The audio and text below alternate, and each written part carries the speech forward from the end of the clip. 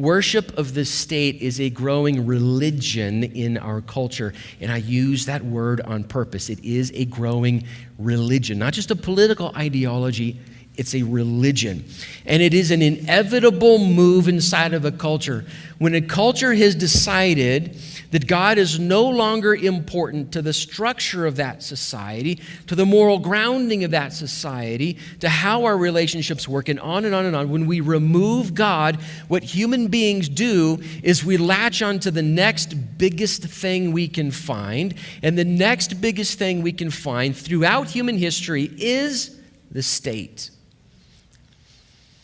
This is just what we do. We begin to worship the state instead of God because we've gotten rid of that other thing, and we need something big to hold us together. The smaller God is in a culture, the bigger the state becomes. It's just human history. And people who argue for it throughout history, a larger and larger and larger state, are inevitably those who want God to get smaller and smaller and smaller and smaller.